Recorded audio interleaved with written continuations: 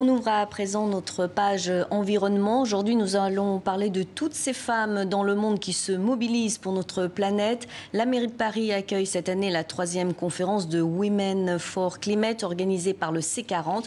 Pour en parler, Caterina Sarfati, membre du C40, nous a rejoint sur ce plateau. Bonjour. Merci d'être avec nous. Tout d'abord, que pensez-vous de ce discours de la jeune Greta Thunberg aux politiques? Elle n'a pas froid aux yeux, je vous ai vu sourire pendant le reportage. Oui, ça démontre la puissance des femmes quand elles s'engagent sur le climat. Et elle a raison. Elle a raison. L'action qu'on doit mener sur le changement climatique, elle est très urgente. Elle est beaucoup plus de ce qu'on fait maintenant. Mais la bonne nouvelle, c'est qu'il y a une partie des maires du monde qui sont très engagées sur le changement climatique. On avait un peu aujourd'hui à Paris. Et beaucoup de ces maires sont des maires femmes. On était 4 en 2014. Aujourd'hui, on est plus de 20 maires dans les réseaux C40 qui s'engagent et qui ont des engagements très ambitieux sur le changement climatique. Alors, vous avez participé à cette conférence Women for Climate à Paris. Alors, rappelez-nous quel est l'objectif de cette conférence internationale?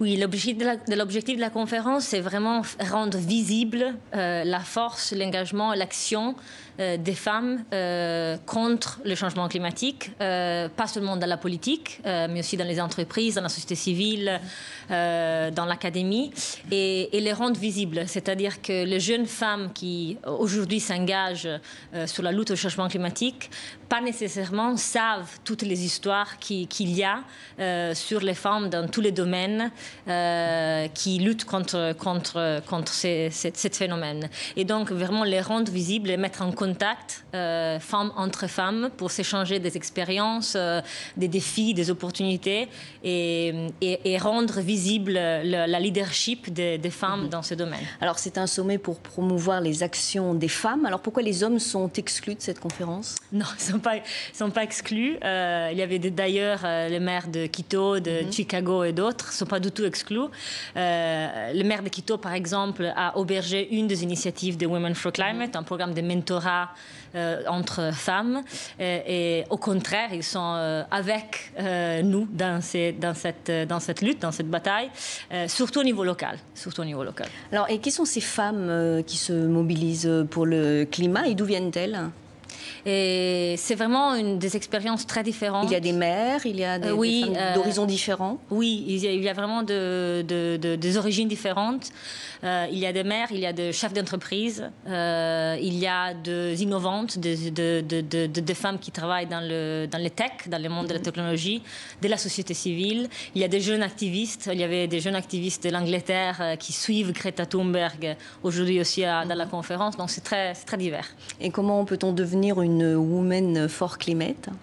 On peut le devenir en changeant notre habitude tous les jours, comme beaucoup de nous en montrent. On peut s'engager avec nos politiciens, demander plus. On peut être actif, on peut faire de la politique, on peut fonder une entreprise qui fait de l'innovation. Il y a beaucoup d'opportunités pour le faire. Et quels sont les principaux projets qui ont été soutenus cette année? Et il y avait des projets sur beaucoup de domaines différents. Par exemple, ce qui a gagné pour la ville de Paris, s'appelle Urban Canopy. Et c'est justement une technologie nouvelle pour avoir de la végétation où c'est difficile à planter des arbres. De la végétation qui peut aider contre la canicule, contre la chaleur et aussi créer des situations de cohésion et d'inclusion avec la citoyenneté dans les villes, mais aussi il y a des projets sur les déchets, sur la restauration durable, sur l'énergie renouvelable. Vous demandez aussi plus d'action climatique, de justice climatique. Est-ce que la justice peut vraiment contraindre un État à agir, selon vous? Il y a des régulations dont on a besoin au niveau national et au niveau régional. Il y a les maires qui sont engagés aussi dans ces domaines-là pour demander plus d'action au niveau national et au niveau européen, parce que les maires agissent, mais ils ne peuvent pas agir tout seul, bien évidemment. Et donc, aujourd'hui, les objectifs de l'accord de Paris ne peuvent pas être atteints avec les promis des gouvernements nationaux. Et donc, une des demandes, c'est celui d'augmenter l'ambition de propres objectifs au niveau national. Merci beaucoup, Caterina Sarfati. Je rappelle que vous êtes membre du C40. Merci pour cet entretien. Merci à vous.